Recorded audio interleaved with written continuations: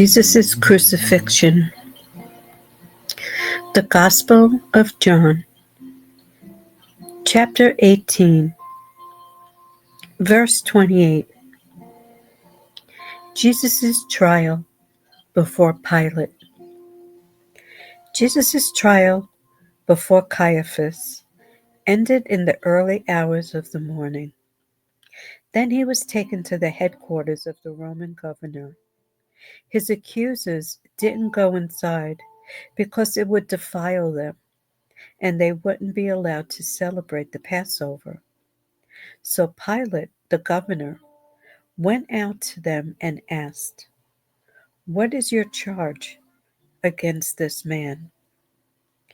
"We wouldn't have handed him over to you if he weren't a criminal," they retorted. "Then take him away and judge him by your own law," Pilate told them. "Only the Romans are permitted to execute someone," the Jewish leaders replied. This fulfilled Jesus' prediction about the way he would die. Then Pilate went back into his headquarters and called for Jesus to be brought to him. "Are you the king of the Jews?" he asked him. Jesus replied, "Is this your own question, or did others tell you about me?" "Am I a Jew?" Pilate retorted. "Your own people and their leading priests brought you to me for trial. Why? What have you done?" Jesus answered, "My kingdom is not an earthly kingdom. If it were, my followers would fight to keep me from being handed over to the Jewish leaders. But my kingdom is not of this world." Pilate said, "So you are a king?" Jesus responded, "You say I am a king. Actually, I was born and came into the world to testify to the truth. All who love the truth recognize that what I say is true." "What is truth?" Pilate asked.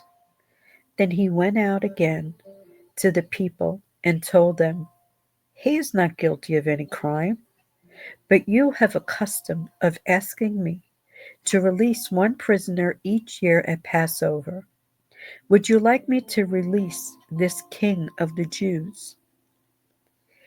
But they shouted back, "No, not this man. We want Barabbas." Barabbas was a revolutionary. Chapter 19. Jesus sentenced to death. Then Pilate had Jesus flogged with a lead-tipped whip. The soldiers wove a crown of thorns and put it on his head, and they put a purple robe on him. "Hail, King of the Jews," they mocked as they slapped him across the face. Pilate went outside again and said to the people, "I am going to bring him out to you now, but understand clearly that I find him not guilty." Then Jesus came out wearing the crown of thorns and the purple robe, and Pilate said, "Look, here is the man." When they saw him, the leading priests and temple guards began shouting, "Crucify him! Crucify him!" "Take him yourselves and crucify him," Pilate said. "I find him not guilty." The Jewish leaders replied, "By our law, he ought to die because he called himself the Son of God." When Pilate heard this, he was more frightened than ever. He took Jesus back into the headquarters again and asked him, "Where are you from?" But Jesus gave no answer. "Why don't you talk to me?" Pilate demanded. Don't you realize that I have the power to release you or crucify you?"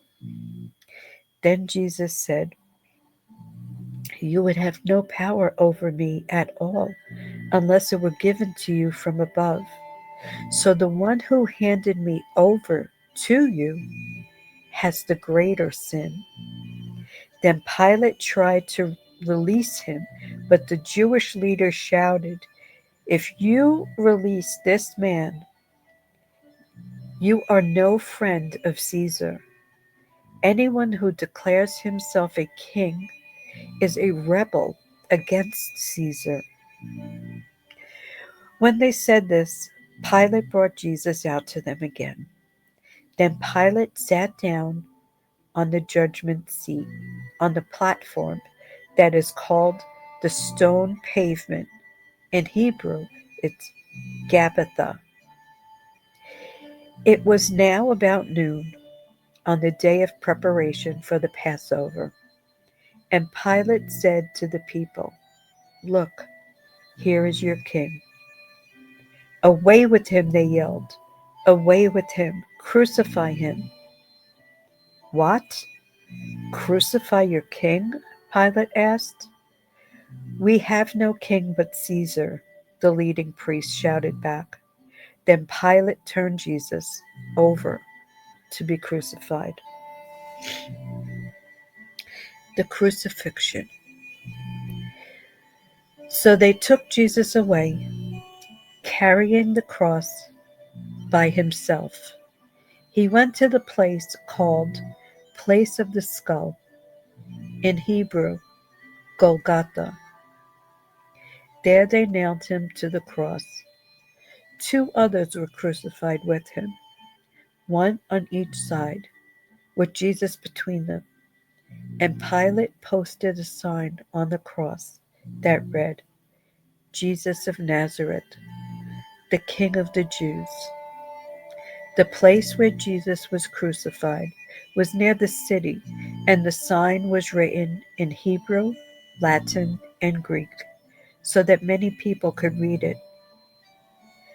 Then the leading priests objected and said to Pilate, "Change it from the King of the Jews to 'He said, I am the King of the Jews.'"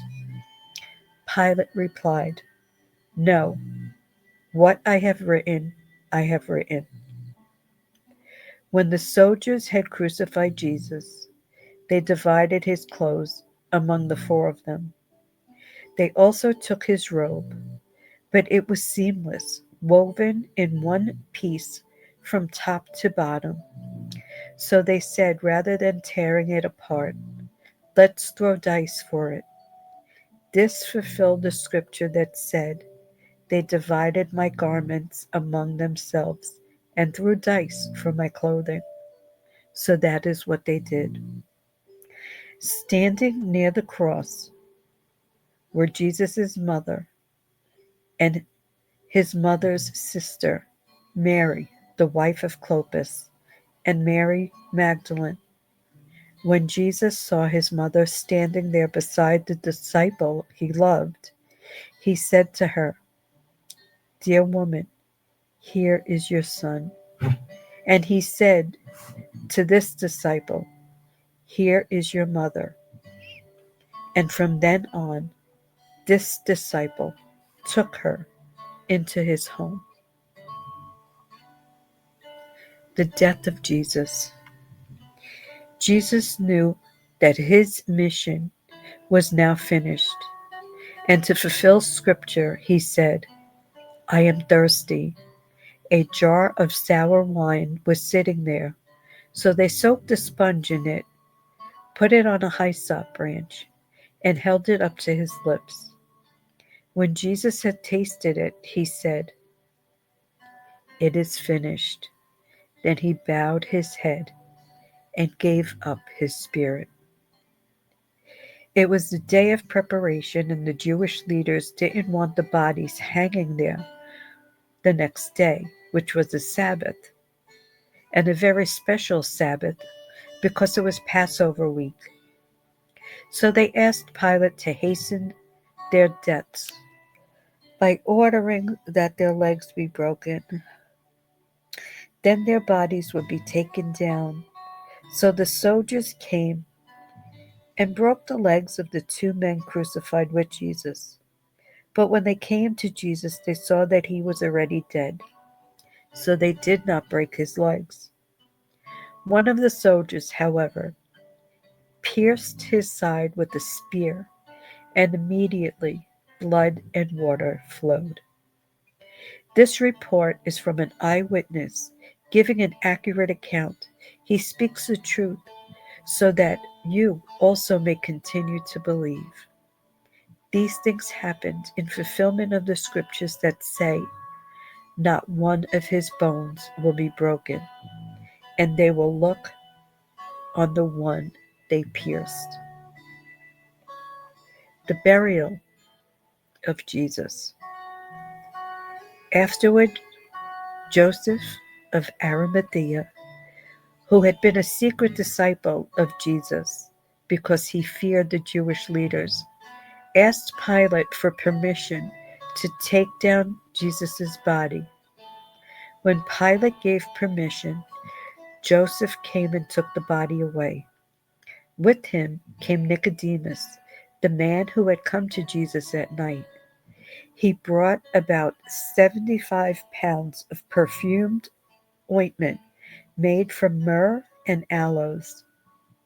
Following Jewish burial customs, they wrapped Jesus' body with the spices in a long sheet of linen cloth. The place of the crucifixion was near a garden where there was a new tomb never used before. And so, because it was the day of preparation for the Jewish Passover, and since the tomb was close at hand, they laid Jesus there.